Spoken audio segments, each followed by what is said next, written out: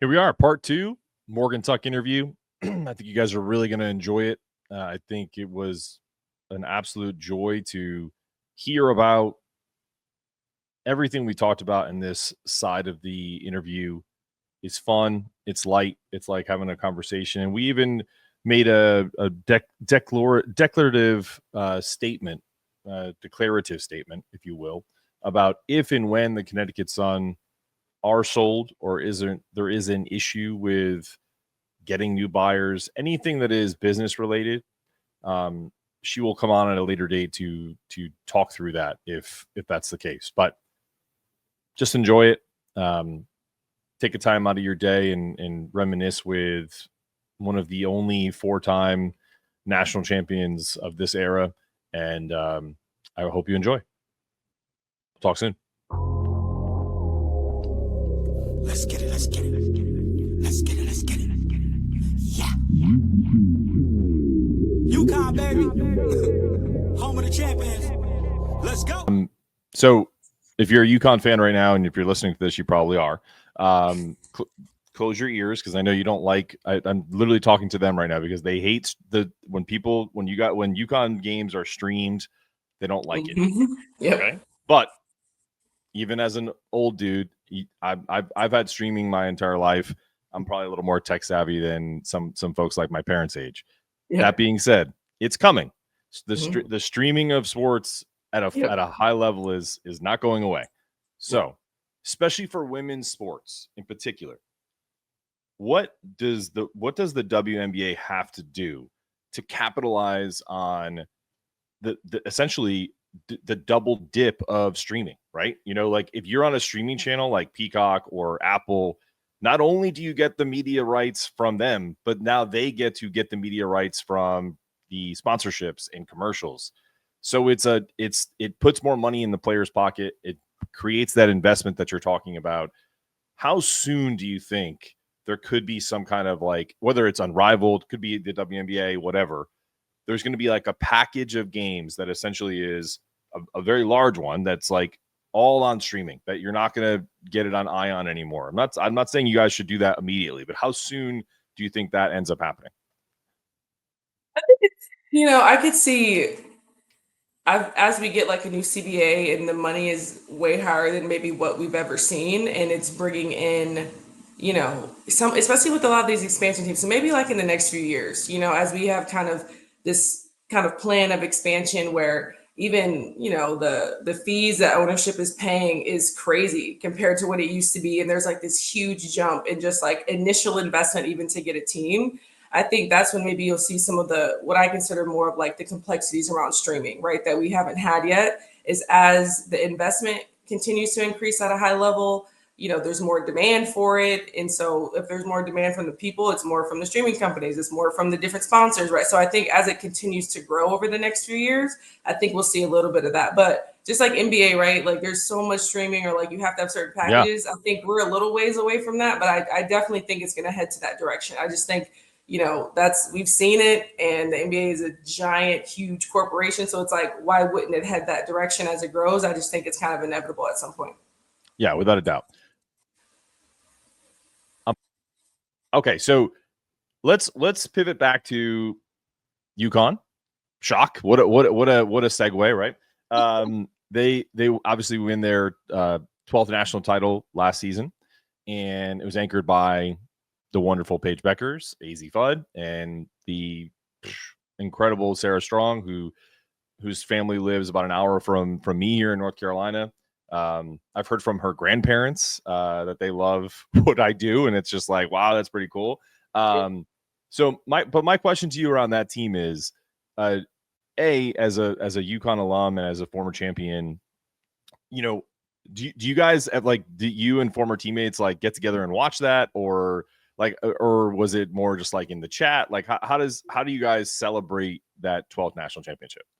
Yeah, it's so funny because like Final Four has become kind of a mini UConn reunion, right? Sure. Like we all go every year. Like it's usually like, I don't know, it could be like 50, 60 people. Like it's a lot of us that go kind of all the years. So even if it's like pre-coach and CD, like from the 80s all the way up to people that graduated the year before. Like a lot of us go every year. And so I think for us, it was no question that we were going to be there because we're always there, right? We go every year, whether they win or not. But I think we all were like, we have to go, right? Especially for Paige for her last year. Like it just kind of was like building up to be this like amazing story. And so we were all there, right? We all got to watch it. We were at both of the games. And I think it was really cool, especially for our class where the last time we won was when we were out there playing. So it was such a cool moment. And I think especially for Paige, for obviously she's amazing and a great player, great person, but she went through so many injuries, right? And had so many setbacks and had to kind of like really stay dedicated to get there. So I think for a lot of us that dealt with injuries or had to be out or had to miss, or maybe their college experience didn't go exactly how they envisioned it. I think for her to kind of persevere and get to that point, and then from last year that where they had so many injuries and no one was available, and so I think it's like they really found a way. And so I think for all of us watching, it was really special, and we get to go down to the court after and like get to celebrate and all that stuff. So it was just really cool that we all get to be there, and you really get to see like all the generations of UConn women's basketball at the same time every year. I think is what makes it really special. And you know, it's a reunion every year anyway, but especially to see them win, it was really special. Yeah, for context, UConn has been to 24 Final Fours under Geno Auriemma. And so a UConn reunion, it has to be. I mean, there's just, and it spans from 1991 to now, present day, right? Give me your expert opinion on next year's squad, because I have made a prediction. You know, as a joke, I had Chelsea Sherrod on the show, and I asked her a question about next year's team and could they go undefeated, be 40-0, and she obviously said yes, and you know, here's the reasons why. And I said it's a wrap. Print the shirts, 40-0, like number 13. How good is that team going to be next year? Tell us. Yeah, I think they're going to be really. I mean, I'm very biased, obviously, and I think UConn. No way, you're biased. Get out of here. Just a little bit, just a tiny bit, but I think they're going to be really, really good. And I think especially when you have a new group coming in, right? Some young pieces, but you have a group that's been there and that has gotten so close and then failed, but then gotten really, really close and won, right? So I think when you have like the mix of experience, I think it brings this like different level of like intentionality behind what the team is going to do. So obviously they have a long season, right? And we got to see how they really pan out. But I do think they're going to be very good. And the one thing and honestly, the reason I feel so confident is really not even the players, to be honest. I know the coaches know how to get the best out of a team. So I think if they've shown kind of with the limitations that they've had in the past few years, like when you feel like you have a squad, like, ooh, this team is going to be exciting. It's like, to me, the sky's the limit of how good they can be. And I think maybe it'll kind of flip the script from like, dang, we kind of underestimated them and they're achieving more than what we thought. It's going to be like, dang, we didn't even realize they were going to be this good. So I do think this year can be really, really good. And I'm excited to see. I love when you get to have the start of a new season and kind of see, especially how like the freshmen and the young ones figure it out and go through their kind of ups and downs. So I do think this team's going to be pretty good. The next question, people are going to be like, oh, there's Mark, the Sarah Strong fan club. But it's hard to not be on like one of her biggest fans. Yep. I hate putting that much pressure on her, but I almost feel like she doesn't care. She's so good and she's so kind of like all about basketball. What is it? What do you see put your GM hat on from an evaluation standpoint on Sarah Strong?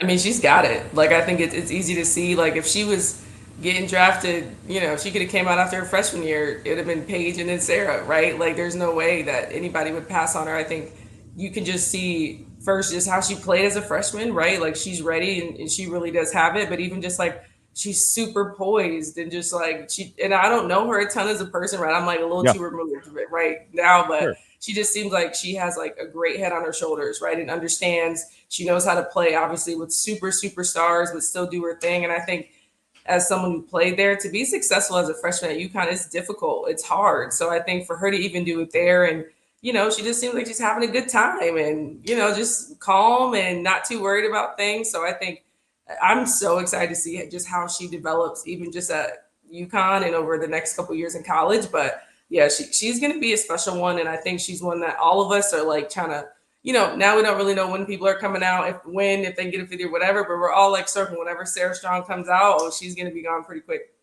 Oh yeah. I had a fun debate.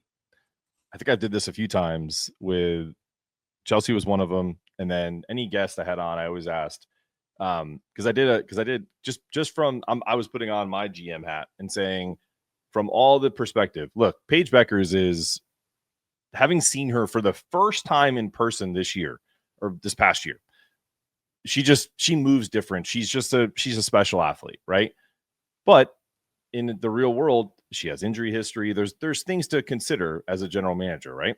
And I'm not one, but if you play one, I play one on TV. We talk about that and joke around. I think if I'm you and I have the number 1 pick in the draft last year, and Sarah Strong is available, I may have gone Sarah Strong. What would be the argument against picking Sarah? I know it's tough because it's UConn on UConn violence. We don't but at the same time, it's nothing against Paige. It's just a business decision. Do you think that would be the case, or do you think you still would have went Paige? I honestly would have still went with Paige, and I think part of it because I started before I became GM. I started on her business side of the Connecticut Sun and understanding the power of brand. And Paige has the brand; she really does. And I think Sarah will have that over time as well. But Paige is one where she has fans that aren't fans of her just because she's a basketball player, and I think that is super super valuable from a business perspective, especially in a smaller market where one player can totally change the game, like they really can. So I would still take Paige, but I think I definitely agree with your point of where I think when you look at, especially now, I'm not saying someone like Paige is easy to find, but a guard versus a forward, right, that has that skill set and is so versatile, that's difficult to find. Like it is, especially that you can facilitate, you can score, you can play defense, right? Like she has the full package, and so I think it would be, if they were the same, I think it would be hard for a lot of GMs to decide that. But I do think the fanfare and the brand pull that Paige has, there's not many players that can do what she does or have the reach or the deals or just people love her, right? Just because she's Paige. So I think that's always a valuable piece, and that's why I would go with Paige.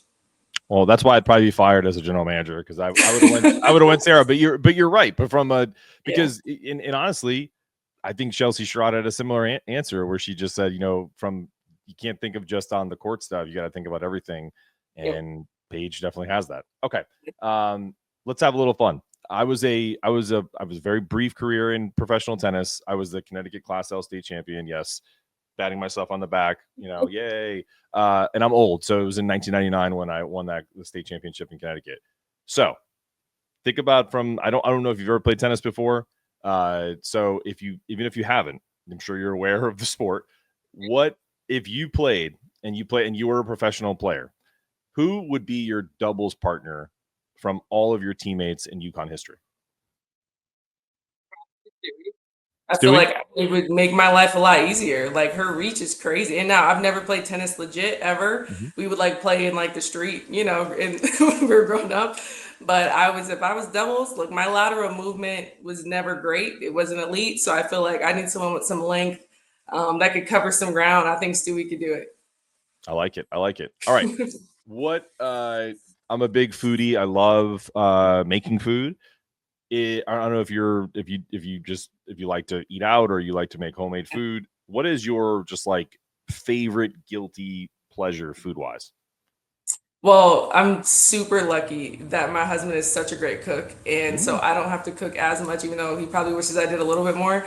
But he makes such good fried catfish. It is top notch. So it's and I know I'm okay, I shouldn't eat a lot of fried stuff, but if he makes that, I'm eating it. I don't want to share. It's just for me. So that's definitely my guilty pleasure for sure.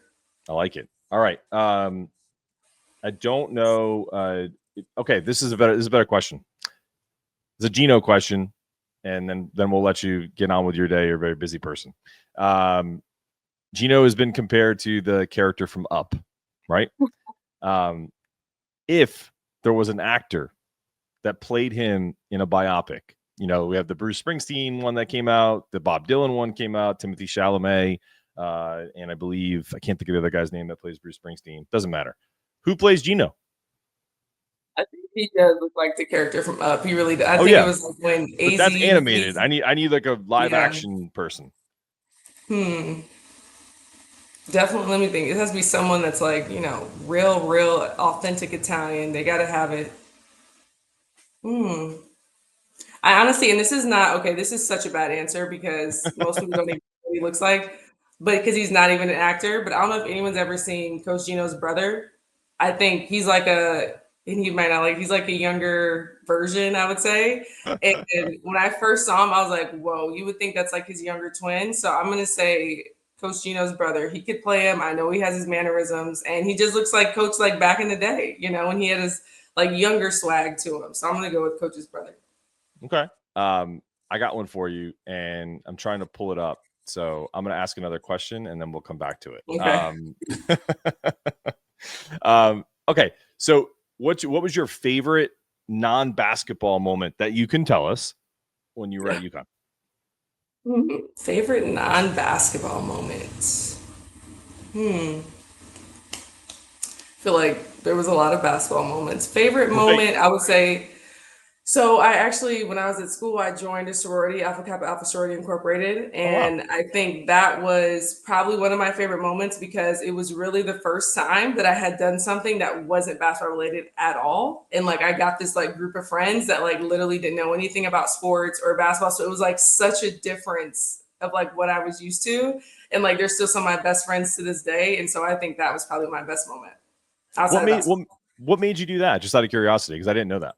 Yeah, so my mom is part of it as well, and like my aunts, right? So in my family, it's a historically Black sorority, and there's a lot of women in my family that are a part of it. And so I grew up around it, and so when I was at school, I always felt like, man, I don't have any friends that aren't athletes, right? Like I just never have. Like all my friends were always my teammates, and so when I saw there was an opportunity, I kind of went to learn more about the chapter that was there, and I just thought it was great. Like I really enjoyed it, and especially for myself, like, I first time away when I wasn't have my sister with me all the time or my mom and things like that. So to me, and then when I learned about it and you get to see the network of people and like it's worldwide, there's like hundreds of thousands of members. And it's like, if you are a part of the sorority, it's like there is that instant connection. So it's kind of like people always say like UConn women's basketball is like a women's basketball sorority in a sense. And it's very similar, right? It's like that kind of family connection. And so to me, it gave me something a little different and help me,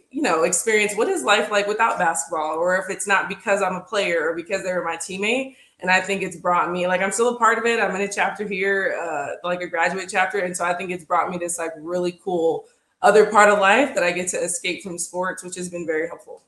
That's great. All right. I asked you this question. Now I think I have the definitive answer. My guy is Italian. He's a famous actor. And this is one of his most iconic roles. Even though it's a comedy, we know Geno's sarcastic and we love cracking jokes. I mean, tell me if this isn't perfect. You got to go. Perfect. You got to go. Robert De Niro. Robert De Niro, right? Yes. He has the sarcasm. He has the attitude. That's Meet the Parents too, by the way. I will say and if I ever do get the chance to interview Geno, in person or otherwise, something like this, I will show him a picture of not this, but my uncle Robert is an absolute dead ringer for Geno Auriemma, and I will send it to you. And if you don't think it's true, I won't do it. But I guarantee you're gonna be like, "Oh, like, are you serious? Like that? Wow. That's your uncle." And when they won the national championship, I sent my uncle a congratulatory text. I was like, "Hey, great job out there." He just looks like him. It's impossible to not. It's like that traditional Italian. I'm telling you, Coach has it. Yeah, like he embodies it 100%. So, last question: what is the would you say your life lesson that you learned at UConn, whether it was from the tutelage of CD or Geno, or just kind of being around so many great players? I mean, the professional athletes that you had on your team, from the 4 years that you were there. If you took one thing away from your time at UConn, what would it be? I think the main thing is that there's nothing wrong with chasing perfection. And even if no one can be perfect, right? We all know that. But I think there's nothing wrong with trying to be, right? Or trying to to do your craft at the highest possible level, and to know that with doing that, it's not always pretty, right? It doesn't always feel good. It doesn't always go maybe the way you want, but if you're chasing perfection, you'll end up a lot better off than if you lowered your standard. And I think that's something that Coach and CD, I think why they've been able to be so successful for so long is, the standard hasn't changed no matter what the rosters look like, no matter what coach is there, no matter, like, the standard's the standard. And I don't know if any of us ever reach it, right? I think we're trying to, but we never can. But I think that's how we all end up a lot better off, is because we're trying to reach an unattainable standard. And there's nothing wrong with that. And that's something I try to carry with me in my life as I've gone on from UConn is, even as a GM, it's like, okay, what do I want? What type of GM do I want to be? And people could say, oh, that's unrealistic. But I'm like, okay, but I'm still going to try to get it, right? I'm still going to try to get there because I'll end up a lot better. So I think that's something that they really taught a lot of us that have played there, is that you can have a standard people think is crazy and it doesn't make sense, but you'll end up a lot better if you try to reach that standard versus saying, oh, okay, this is more realistic. You'll end up maybe a little bit lower. So that's something that I feel like they really ingrained in a lot of us when we were there, and that a lot of us carry with us even now. Well, it's no shock that you and many others that have been at UConn have been successful, not just there, but out when you left. So that's a great takeaway. And I appreciate your time. Thank you for taking a good chunk of your day to talk with us and me. Appreciate you and appreciate all your accomplishments at UConn and beyond. And we wish you all the best of luck. I didn't, and I know people are probably going to get mad at me, I didn't really want to bring up, the potential, sale of the Sun or any of that stuff, because to me, I just wanted people to get to know the Morgan Talk that I think people think they know, but, just have a conversation around basketball and fun topics. So we'll save that for another day. If and when that stuff starts to happen, you can come back on and explain it to people, the ins and outs. And is that fair? That's fair. I appreciate that. No, I thought this was great. And I really enjoy when it's, always the more personal, get to reflect a little bit, live the glory days. This was awesome. And I definitely appreciate it. Well, that's Morgan Talk. We appreciate her. I'm Mark Snow. This has been another episode of the Hoopscat Pod. We'll see you next time. Guys, what an amazing interview. Morgan Talk, a wonderful person, phenomenal basketball player. Really appreciate her time today. Like I said, if and when there comes a time where we have to talk about the Connecticut Sun being moved out of Connecticut, we will get her back on and talk about the business implications and all that. Hell, maybe we'll get her to come on with the owner, or the new ownership group, whatever. We'll figure it out. But today was a great day to celebrate a former UConn great and really kind of get to know her in a different light. So hope you guys enjoyed that. This has been another episode of the Hoopscat Pod. We'll see you next time. Let's get it. Let's get it. Let's get it. Let's get it. Yeah. UConn, baby.